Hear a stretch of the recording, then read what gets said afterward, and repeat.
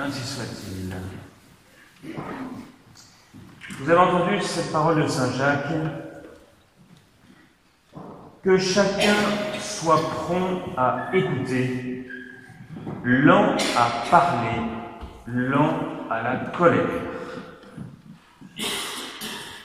Ici, Saint Jacques, nous invite à regarder notre relation aux autres, notre relation avec notre prochain. Et il constate que nous avons bien des difficultés souvent à écouter l'autre. Et que par contre, nous parlons bien volontiers, très facilement, et encore plus facilement, pourrait-on dire, nous nous mettons en colère. D'ailleurs, nous savons bien, nous les confesseurs, la colère, on s'en rend compte.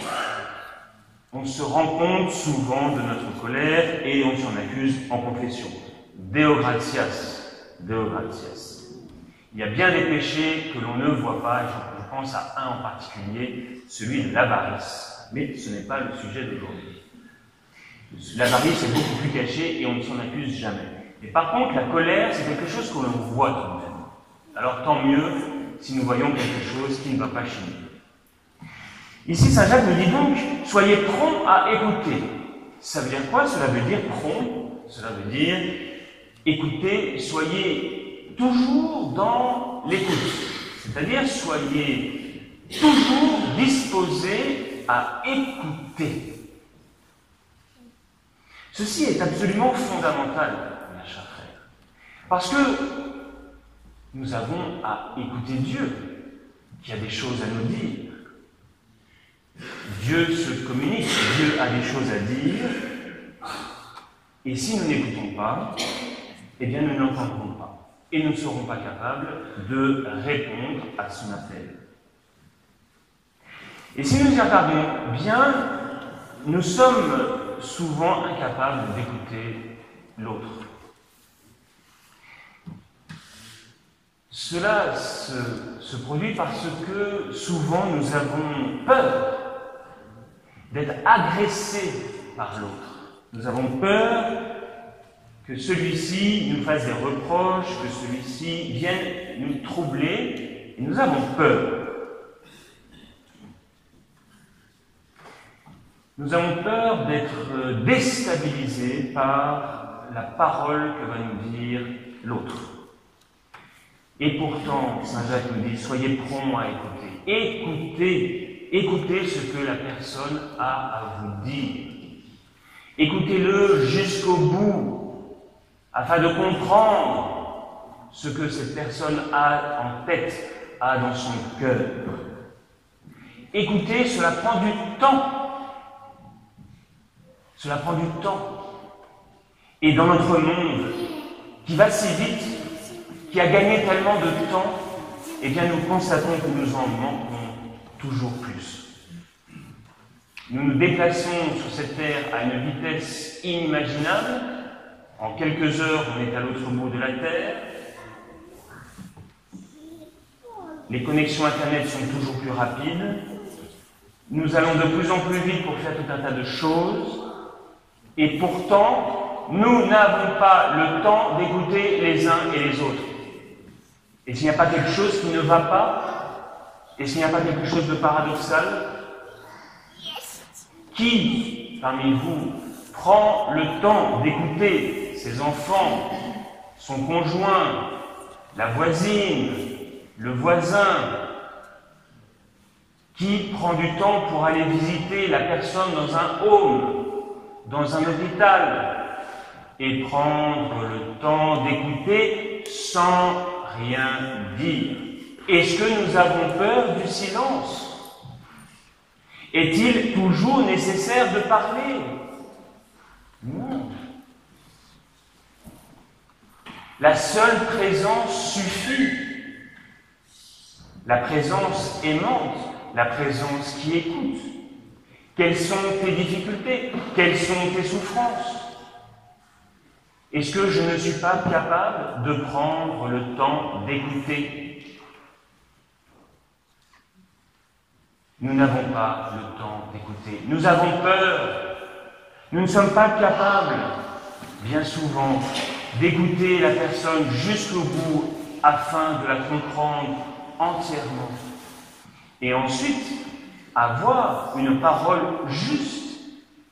Parce que, mes bien chers frères, prenons conscience que si nous n'écoutons pas la personne jusqu'au bout, et que à peine la première phrase est terminée, que nous avons quelque chose à dire, mais notre parole ne va pas être juste, puisque nous n'aurons pas compris et entendu la pensée de l'autre jusqu'au bout.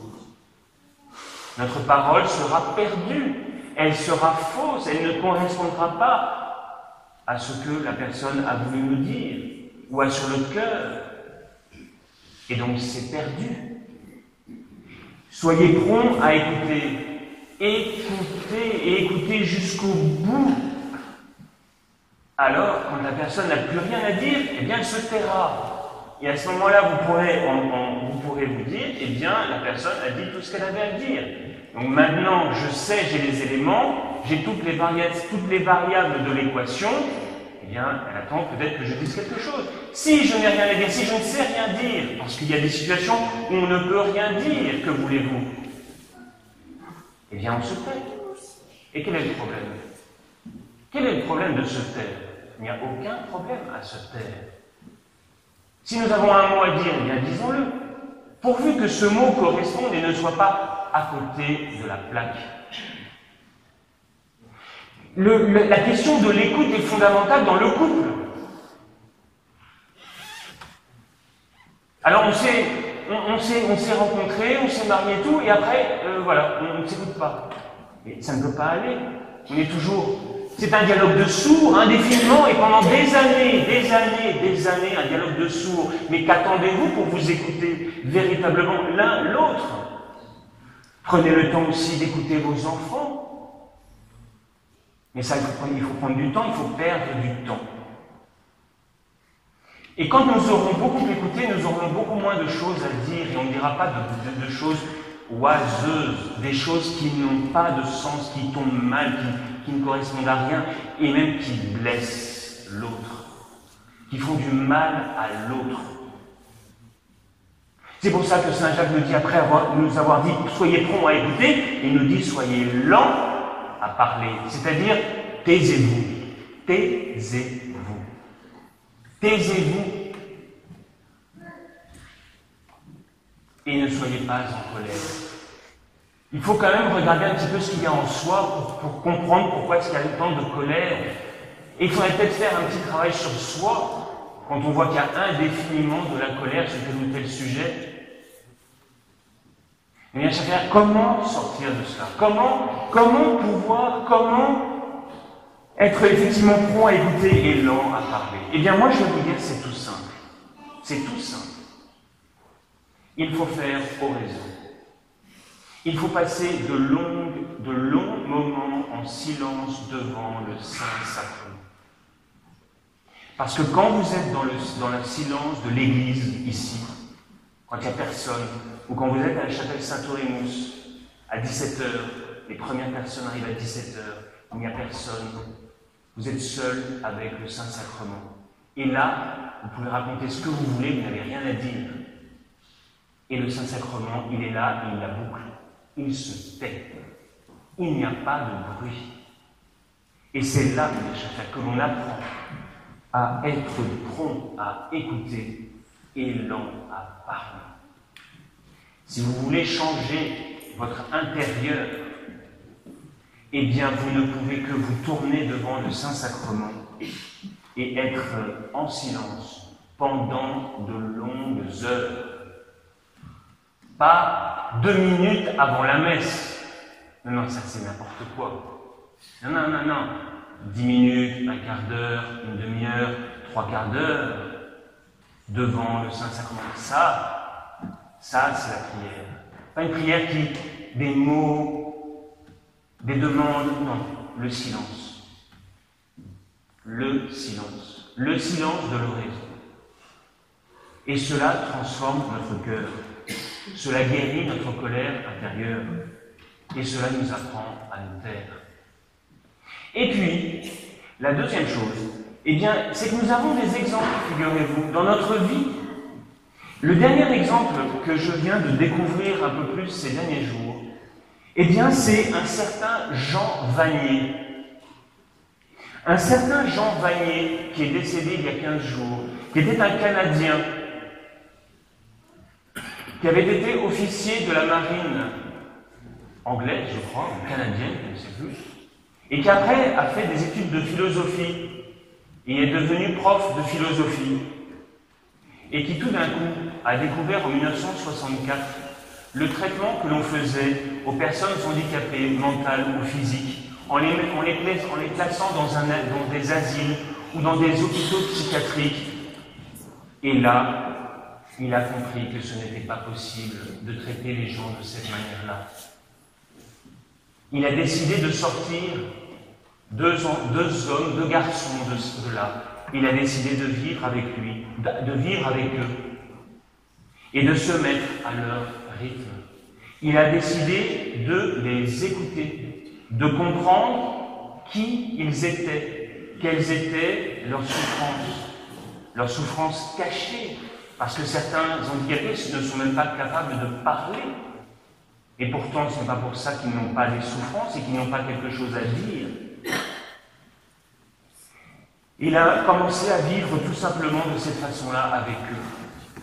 Voilà quelqu'un qui a compris les relations humaines telles que Jésus nous invite à les vivre. Et comme Saint Jacques nous le dit aujourd'hui, soyez prompts à écouter et lents à parler.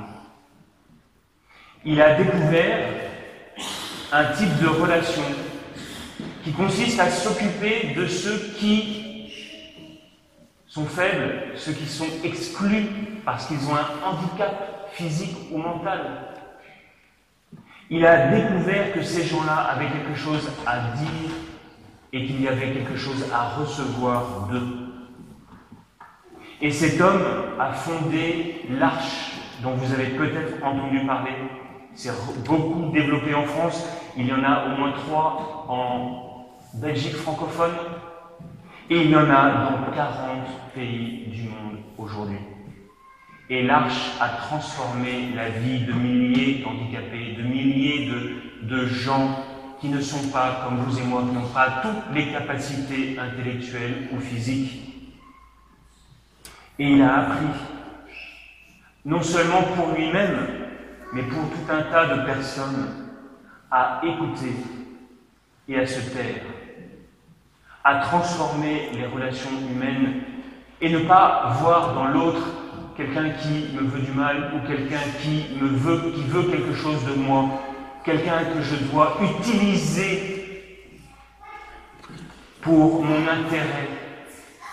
Bref, il a révolutionné les relations humaines avec les handicapés, comme Jésus nous demande de transformer ces relations.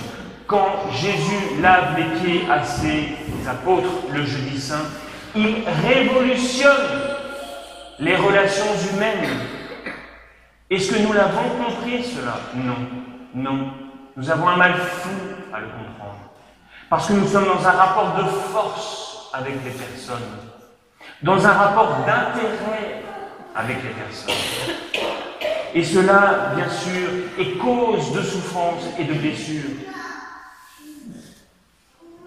Jésus nous demande de nous mettre à genoux devant les gens, à genoux les uns devant les autres. Ça veut dire de se taire, et cela veut dire d'écouter l'autre, quel que soit le prix que ça en coûte, même si cela vient me déstabiliser. Regardez sur YouTube, vous aurez un certain nombre d'interviews de ce Jean Vanier. Écoutez, allez voir, allez écouter ce qu'il a dit, ce qu'il a fait depuis 1964, et il vient de rendre son âme à Dieu. Jean Vanier est quelqu'un d'extraordinaire qui sera très certainement canonisé un jour. Parce qu'il a véritablement compris la révolution que Jésus est venu apporter dans les relations humaines. Alors, mes bien chers frères, aujourd'hui, comprenons une chose. De quoi mon conjoint a-t-il besoin? De quoi mes enfants ont-ils besoin? De quoi mes parents ont-ils besoin?